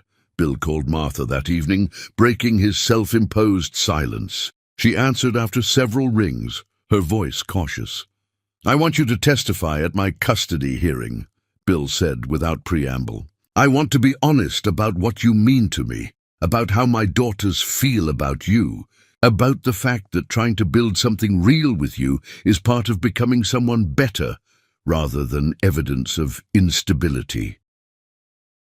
Martha was silent so long, Bill thought she might have hung up. Then her voice came through, shaky with emotion. "That's going to cost you, I know. But pretending you don't matter would cost more. I let you walk away 5 years ago because I was afraid of choosing you over everyone else's expectations. I'm not making that mistake again." Bill looked out his window at the city lights. "I'm done hiding, done protecting myself by pushing away the people who actually matter. So I'm asking you to testify, not because I think it'll help me win, but because it's the truth." Martha's breath came unsteady through the phone. "What if being honest means you lose them?" "Then I lose them knowing I tried to be authentic instead of calculating. And at least Cora and Chloe will know that I value truth over strategy." Bill closed his eyes. "I'm not asking you to save me. I'm asking you to be honest beside me. Will you do that?" "Yes," Martha said softly. "Whatever you need. I'll be there." After they hung up, Bill sat in the darkness and let himself feel terrified and hopeful simultaneously. He'd just made a choice that could cost him everything. But sitting with that choice, Bill felt more aligned with himself than he'd felt since watching Martha walk away 5 years ago. He was done running, done calculating, done choosing safety over truth. Tomorrow, he'd tell his attorney to prepare Martha's testimony, and in 1 week, he'd stand in that courtroom and be completely honest, consequences be damned. For the first time in 5 years, Bill Savage was choosing love over legacy, truth over strategy, being real over being acceptable. It terrified him, but it also made him feel like himself again. Chapter 8. The Revelation. The courthouse felt different when Bill entered on the day the hearing reconvened. Elizabeth sat in her usual spot with her legal team, and Bill noticed she looked uncertain in a way she hadn't before, like something had shifted. Bill's attorney had warned him not to read too much into opposing counsel's body language, but he couldn't help hoping that whatever Cora and Chloe had said in that private chamber had mattered. The judge entered and the formalities began, but instead of immediately delivering his ruling, he asked both legal teams to approach the bench. Bill couldn't hear the conversation, but he watched his attorney's expression shift from professional neutrality to something that might have been surprise. When she returned, she leaned close to whisper, "He's going to disclose what the twins told him in chambers. He wants both parents to hear it directly before he rules." Her voice carried caution. "This is unusual. Whatever they said clearly impacted his thinking." Bill's heart hammered as the judge settled back and looked directly at both parents. "In my years on the bench, I've heard testimony from many children caught in custody disputes. Most tell me what they think their parents want to hear, or what will cause the least conflict. Cora and Chloe Savage were different. They spoke with the kind of honest perception that children sometimes possess before adults teach them to be careful with truth." The judge paused. "I'm going to share portions of their testimony because I believe both parents deserve to understand how their choices have impacted their daughters." The courtroom went absolutely silent. Bill felt Elizabeth's eyes on him, but couldn't bring himself to look at her. I asked the girls if they were happy in their current living arrangement. They both said yes without hesitation. I asked if they felt safe with their father, if he provided adequate care, if they had what they needed. Again, yes to everything. The judge looked up from his papers. Then I asked them to tell me about their father, not as a parent, but as a person. That's when the conversation became illuminating. Bill's hands gripped the table, knuckles white. Chloe told me that her father used to be tired all the time, that he would come home from work and sit in his study and look sad, even though they had everything anyone could want. She said it felt like he was there, but not really there, like part of him was missing. And this, the judge's voice remained neutral, but Bill felt every word like a physical blow. Cora added that they worried about their father, that even though they were just kids, they could tell something was wrong. She said it was like watching someone pretend to be happy when they were actually hollow inside. Bill closed his eyes, shame and recognition washing over him.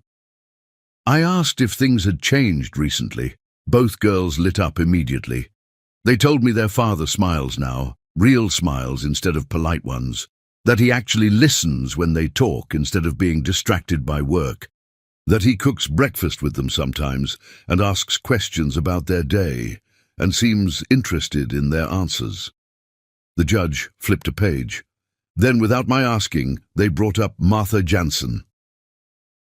Bill heard Elizabeth shift, but kept his eyes on the judge. The girls described Miss Jansen as someone who makes their father happy in a way they'd never seen before. They said she talks to them like they're real people instead of children to be managed. They said she asks questions about their drawings and their mathematical theories and actually listens to the answers. And then Chloe said something that I wrote down verbatim. Martha doesn't feel like a stranger trying to fit into our family. She feels like someone who already belongs there without even trying. Bill's breath caught. I asked the girls about their mother and her fiancé. They were diplomatic, the way children are when they don't want to hurt anyone.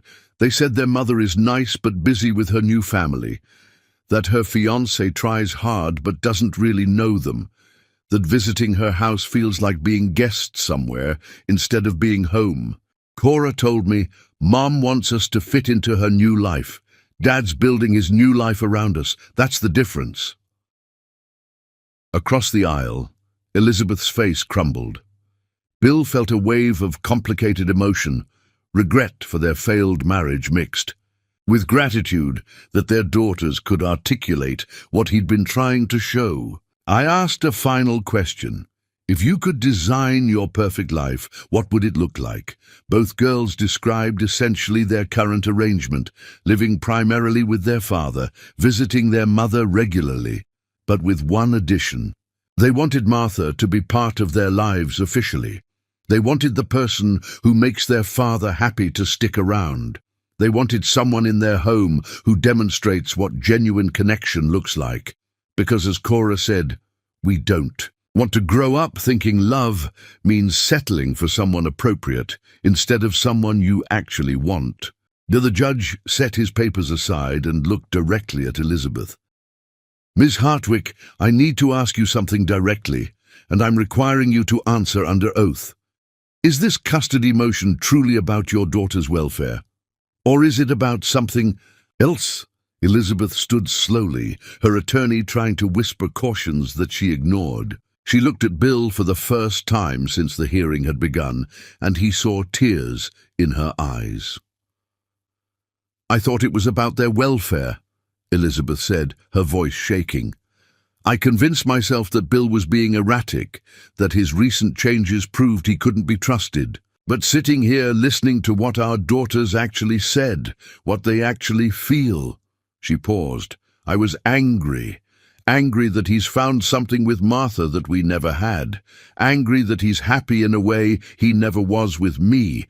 Angry that our daughters can see the difference. I wanted to punish him for never being able to love me completely, for making me feel inadequate every day of our marriage, because I knew I could never be whoever he actually wanted.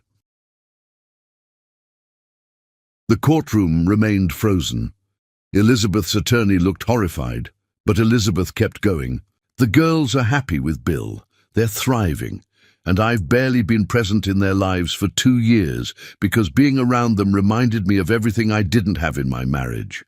My fiancé is wonderful, but he doesn't really know Cora and Chloe. He tries, but they're right that it feels forced. Elizabeth looked at the judge. I don't want to take them away from the one parent who's actually been present and consistent. I was just so angry at Bill for finally becoming the person he should have been all along. The judge nodded slowly. Thank you for your honesty, Ms. Hartwick. That took courage. He opened the folder in front of him and began his ruling. Joint custody arrangements work best when both parents are actively engaged in their children's lives and able to cooperate for their children's benefit.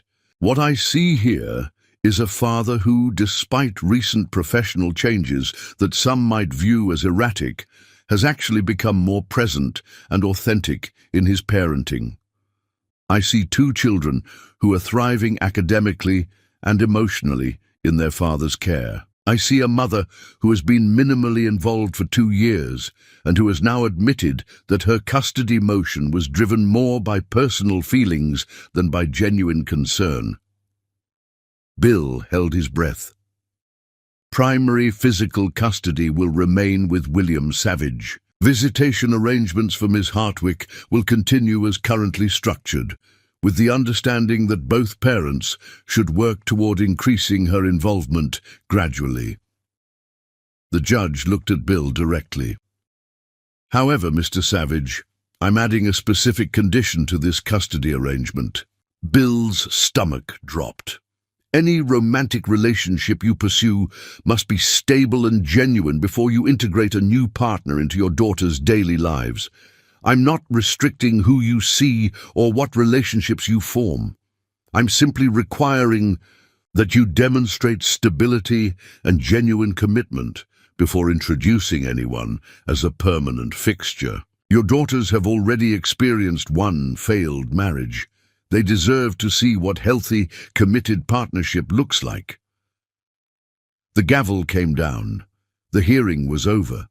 Bill had won custody, but the judge's warning echoed. He needed to prove that his relationship with Martha was real and stable. Elizabeth left the courtroom quickly. Bill felt no triumph in her admission, only sad recognition that their marriage had damaged both of them. Outside the courthouse, Bill found Martha waiting on the steps. She'd come even though she hadn't been called to testify. When their eyes met, everything Bill had been holding in broke open. "I have custody," he said, and Martha's face lit with genuine joy. "I knew you would. Those girls love you." The judge said, "I need to prove any relationship is stable before integrating someone into their lives." He said they deserve to see what healthy partnership looks like. Bill moved closer. "I want that to be us. I want to prove through actions that what we have is real, that it's the kind of love Cora and Chloe should learn from." Martha's eyes filled with tears. "Bill, I'm terrified of trying again and having it fall apart, terrified of your daughters getting attached and then losing me if this doesn't work." "I'm terrified too," Bill admitted, "but I'm done letting fear make my choices. I can't promise this will be easy, but I can promise that I'll fight for you this time, that I won't let you walk away because I'm afraid." Martha squeezed his hand, and Bill felt 5 years of distance finally starting to close. "Come to dinner," Bill said. "Tonight, with me and the girls. Not as a project partner or someone I used to know. As Martha, the woman I've loved for 12 years. The woman my daughters already think belongs in our family." Martha looked at him for a long moment, fear and hope visible in her expression. Then she nodded. "Yes, I'd like that." They stood on the courthouse steps a moment longer, two people who'd loved each other through separation and mistakes and growth, finally ready to start building something real. Chapter 9. The Threshold. Bill emerged from the courthouse with custody secured but feeling emotionally flayed open. Every choice, every mistake, every moment of the last 5 years had been examined and judged, and somehow he'd come out the other side with the thing that mattered most. His daughters. Martha was waiting on the courthouse steps, and Cora and Chloe were at school expecting him to pick them up. And everything that happened next would determine whether he'd actually learned anything or whether he'd just survived without changing. He texted his attorney that they'd connect tomorrow, thanked her and walked toward Martha with deliberate purpose. She watched him approach with an expression that held 5 years of hurt and hope tangled together. "Tell me what you're thinking," Bill said when he reached her, not touching her yet, because earning that right required more than wanting it. "Tell me what terrifies you about trying this again." Martha wrapped her arms around herself, defensive posture that said she'd gotten comfortable with distance. "Everything terrifies me. The fact that loving you nearly destroyed me 5 years ago, and I'm considering risking that again. The fact that your daughters are already attached, and if this falls apart, they'll be the ones who get hurt. The fact that your world demanded things from you 5 years ago that made us impossible, and I'm not sure what's actually changed, except that you've decided to fight those demands instead of accepting them. What's changed is that I finally figured out that being acceptable isn't the same as being happy. That building an empire my father approves of isn't worth losing everyone who actually matters. That the savage legacy is only valuable if I'm teaching my daughters that authenticity matters more than appearances." Bill moved slightly closer. "But you're right that the external pressures haven't disappeared. My family still thinks I've lost my mind. People still judge you for being with me. Those complications are real, and I can't promise they won't keep causing problems." "Then what are you promising?" Martha asked. "I'm promising to fight. To choose you even when choosing you is complicated. To stand beside you when people attack, instead of protecting myself by keeping distance. To prove through actions that you matter more than anyone's approval." Bill finally reached out and took her hand. "I'm promising to be the man you needed 5 years ago.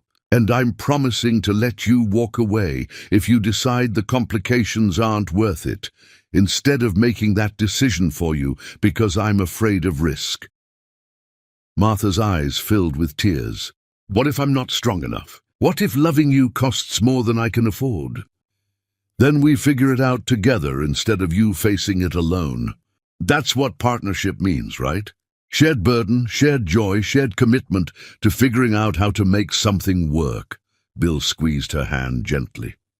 "Come to dinner tonight. Meet my daughters as someone who matters in my life. Let them see what it looks like when I choose authenticity over safety. That's all I'm asking right now." Martha was quiet for a long moment, warring with herself visibly. Then she nodded. "One dinner. But Bill, if this doesn't work, if we try and it falls apart again, I don't think I'll survive losing you twice." "Then we'll make sure it works," Bill said with more confidence than he felt. "We'll be honest and patient and willing to do the hard work. We'll mess up and figure it out and keep choosing each other even when it would be easier not to." They parted with plans for dinner, and Bill went to pick up his daughters, feeling like he was standing on the edge of something enormous. Everything could still fall apart. Martha could decide the complications weren't worth it. His daughters could struggle with the idea of their father having someone new in his life. But for the first time in 5 years, Bill was willing to risk failure instead of guaranteeing it by never trying. Cora and Chloe were waiting in the school pickup line, both scanning cars anxiously until they spotted their father. They climbed into the back seat with barely contained energy. "What happened? Do we have to move? Are you okay?" Chloe's voice carried particular anxiety. "I have custody," Bill said, and watched relief transform both their faces. "You're staying with me, visiting your mum regularly, but living here in our house, continuing your normal routines." Cora leaned forward between the front seats. "What did the judge say about Martha?" "He said any relationship I pursue needs to be stable before it becomes part of your daily routine. He said you deserve to see what healthy partnership looks like." Bill looked at his daughters in the rearview mirror. "I need to talk to you both about Martha, about what she means to me, and how that might affect our family."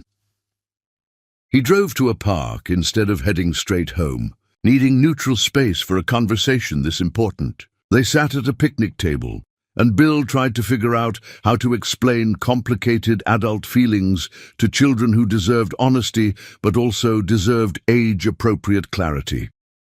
"You know that Martha and I knew each other before I married your mom," Bill began carefully. "We were in love once, a long time ago. Then I let her leave because I thought being a savage meant building the empire everyone expected instead of fighting for the person I actually wanted. That was a mistake." "Did you love Mom?" Chloe asked with directness. "I cared about your mother. I respected her. I wanted our marriage to work. But I didn't love her the way people should love each other when they build a life together. I thought I could make up for that with effort and commitment, but all I did was make both of us miserable." Bill took a breath. "Your mom deserved someone who loved her completely. I couldn't be that person because part of my heart was always somewhere else. That wasn't fair to her." Cora processed this with her usual seriousness. "Is Martha the somewhere else?" "Yes, Martha is the person I should have fought for 5 years ago. The person I've loved for 12 years, even when I pretended I didn't. The person who makes me feel like myself instead of like I'm performing a role." Bill looked at both his daughters. "She's scared to try again because I hurt her when I let her leave. I'm scared to try again because what if I mess it up and lose the best thing that ever happened to me twice? But we're going to try anyway. Are you asking our permission?" Chloe looked confused. "I'm not asking permission. Adult relationships aren't your responsibility. But I am asking you to understand that having Martha in my life means she'll be in your lives too, and I need to know how you feel about that." Bill leaned forward. "The judge said I need to prove any relationship is stable before it becomes part of your daily routine. That means Martha and I will be taking things slowly, figuring out if we can build something lasting. But eventually, if things work out, she'll be around more. Is that something you can be okay with?" Both girls were quiet. Then Cora spoke with philosophical wisdom. "We already told the judge that Martha feels like she belongs. We meant that. She doesn't try too hard or act fake or treat us like we're stupid. She just talks to us like we're people." Cora paused. "But we don't want to get attached if she's going to leave again. We don't want to care about someone who might disappear." "That's fair," Bill acknowledged. "I can't promise Martha will never leave. People make their own choices. But I can promise that I'm going to fight for her this time, that I'm going to show her through actions that she matters. And I can promise that whatever happens, I'll be honest with you about it. What if loving her makes you less available for us? Chloe asked, voicing the fear that probably lived under most children's concerns. Bill pulled both girls into a hug.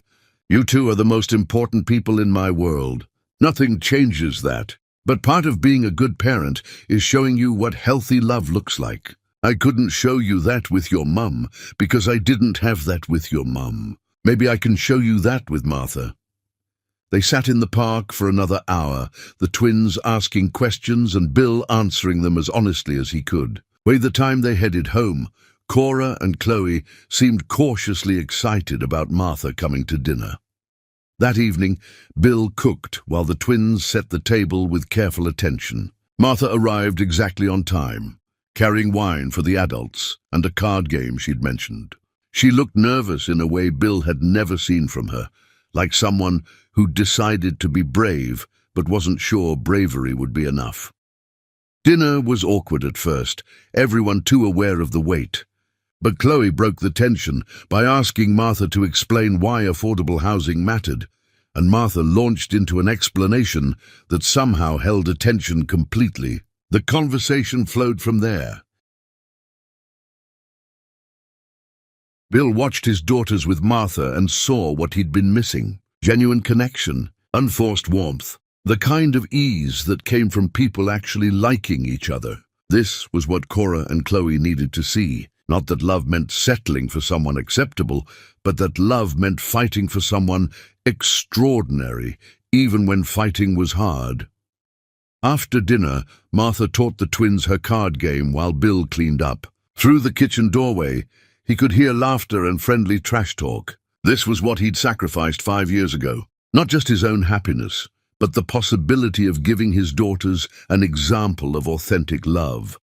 Later, after the twins had gone to bed and Martha was preparing to leave, they stood in Bill's foyer in careful space between wanting to touch and not quite knowing if they'd earned that right.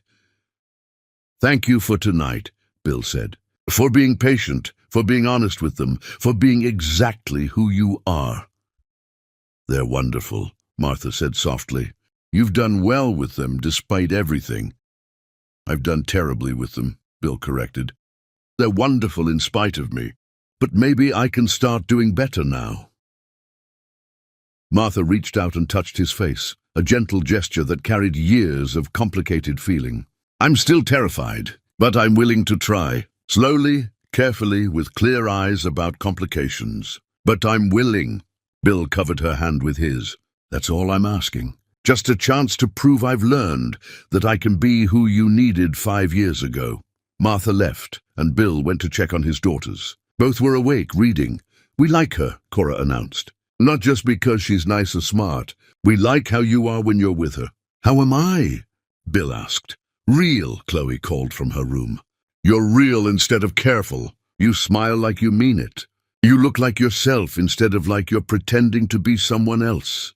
Bill said goodnight and went to his own room, those words echoing. Real instead of careful. Himself instead of pretending. That was what he'd lost 5 years ago, what he'd been trying to recover ever since.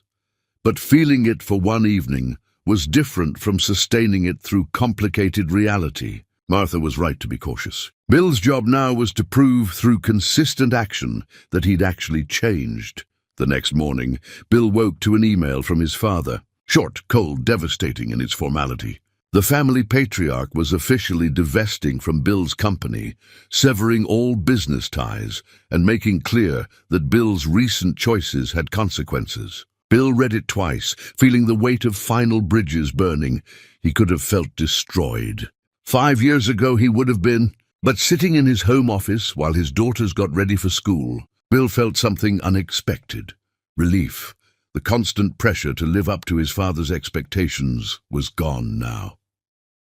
His phone buzzed with a text from Martha. "Thinking about last night. Thank you for letting me be part of something real." Bill smiled and typed back. "Thank you for being willing to try again. We're going to figure this out, slowly and honestly." He sent the text and went to make breakfast for his daughters, ready to start building the life he should have fought for 5 years ago. The foundation was laid. The house was yet to be built. But for the first time in his adult life, Bill Savage was constructing something based on what he actually wanted. And that felt like the beginning of everything that mattered. Chapter 10. The Foundation. Bill waited outside the community center until Martha finished her evening session, watching through the windows as she worked with families who'd soon benefit from the affordable housing development they'd built together. Children surrounded her, mothers asked questions she answered with patient attention, and Bill saw her fully for what felt like the first time. Not as the woman he'd lost or the second chance he didn't deserve, but as someone extraordinary who enriched the world regardless of whether he was part of it. The last family left, and Martha began gathering materials. Bill entered and waited while she organized papers and folded chairs, giving her time to notice him rather than startling her. "Hello," Martha said when she finally looked up, her voice carrying neither surprise nor irritation. "I need to tell you everything," Bill said without preamble. "The custody hearing, what my daughters said, what the judge ruled, what it means for us." Martha gestured to 2 chairs, and they sat in the quiet community center while Bill told her about the twins' testimony, about their brutal honesty regarding his transformation, about how they'd mentioned her without being asked. He told her about Elizabeth's admission under oath, about the judge's ruling that kept custody with him, about the specific condition requiring any romantic relationship to be stable before integration. "So I have custody," Bill concluded, "but I also have the responsibility of proving that whatever I build with you is genuine and lasting." The judge said Cora and Chloe deserve to see what healthy partnership looks like. That means we can't rush this, can't just fall into each other because it feels right. We have to build something real. Martha was quiet, processing everything. Then she spoke, her voice steady despite visible emotion. "5 years ago, I left because your world demanded things I couldn't provide. I told myself I was doing you a favor, that I'd hold you back. But the truth is, I was terrified. Terrified that you'd eventually resent me for not fitting into your world. Terrified that love wouldn't be enough when family pressure and professional expectations started crushing us.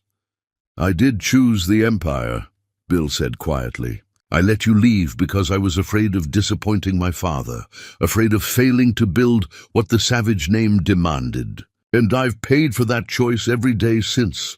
"What's different now?" Martha asked. "Your father still has expectations. Your professional world still has demands. All the complications are still there. What's different is that I finally understand what I gave up. My marriage was punishment for choosing wrong. My daughters grew up in a house full of expensive things and empty connections." Bill leaned forward. "I built an empire, and it cost me everything worth having. I'm done making that mistake. So what are you offering me?" Martha's voice was gentle but firm. "It looks like patience. Building trust slowly. It looks like honesty about complications, instead of pretending everything is perfect. It looks like me proving through consistent action that you matter more than anyone's approval." Bill pulled out his phone and showed her the email from his father. "It looks like this. My father divesting from my company, severing family ties, and me being okay with that because I'm done letting his expectations run my life." Martha read the email, her expression shifting from shock to sadness to something that might have been hope.